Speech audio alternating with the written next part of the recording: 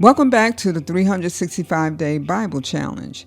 Day 96, Joshua chapter 8.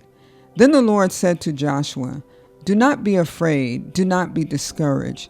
Take the whole army with you and go up and attack Ai.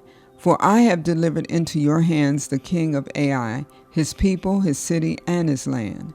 You shall do to Ai and its king as you did to Jericho and its king, except that you may carry off their plunder and livestock for yourselves. Set an ambush behind the city." So Joshua and the whole army moved out to attack Ai. He chose 30,000 of his best fighting men and sent them out at night with these orders. "Listen carefully. You are to set an ambush behind the city. Don't go very far from it. All of you be on the alert.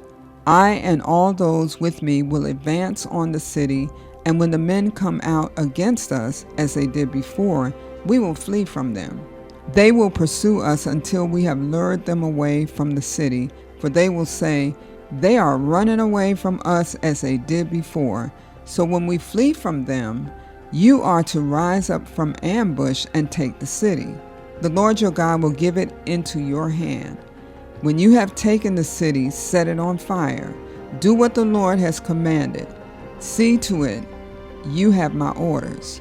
Then Joshua sent them off, and they went to the place of ambush and lay in wait between Bethel and Ai, to the west of Ai. But Joshua spent that night with the people. Early the next morning, Joshua mustered his army, and he and the leaders of Israel marched before them to Ai. The entire force that was with him marched up and approached the city and arrived in front of it. They set up camp north of Ai, with the valley between them and the city.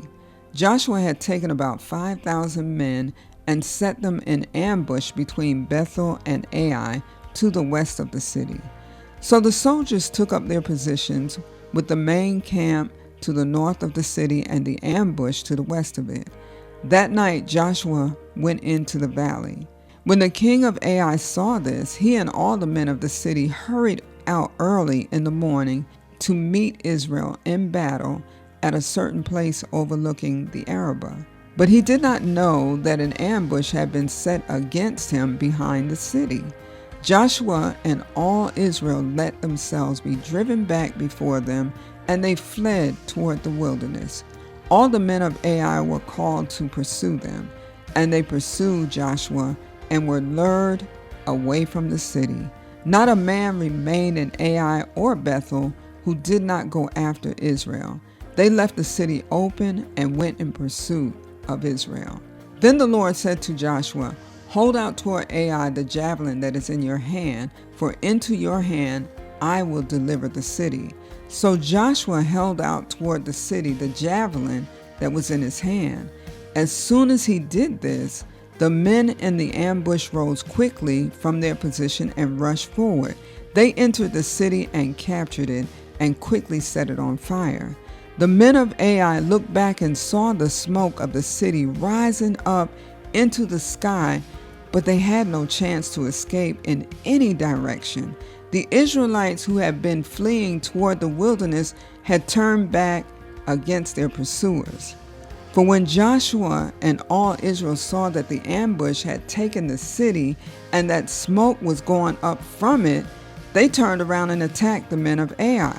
Those in the ambush also came out of the city against them, so that they were caught in the middle, with Israelites on both sides.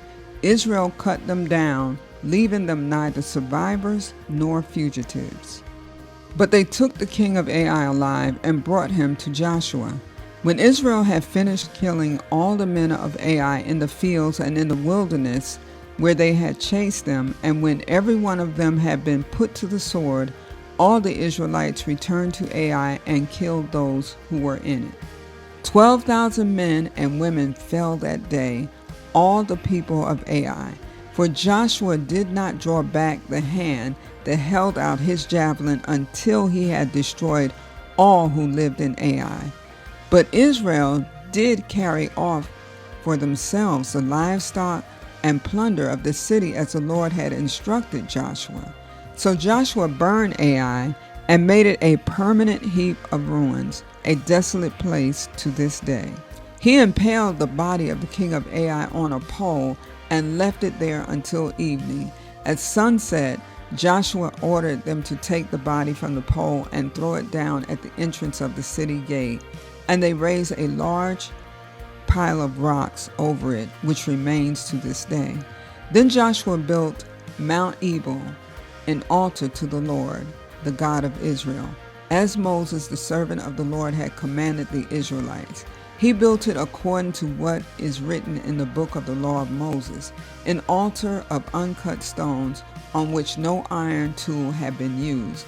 On it they offered to the Lord burnt offerings and sacrificed fellowship offerings. There, in the presence of the Israelites, Joshua wrote on stones a copy of the law of Moses. All the Israelites, with their elders, officials, and judges, were standing on both sides of the Ark of the Covenant of the Lord, facing the Levitical priests who carried it.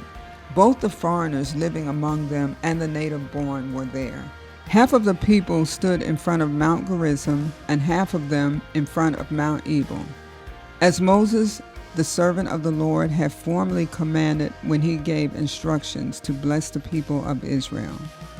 Afterward, Joshua read all the words of the law, the blessings and the curses, just as it is written in the book of the law. There was not a word of all that Moses had commanded that Joshua did not read to the whole assembly of Israel, including the women and children and the foreigners who lived among them.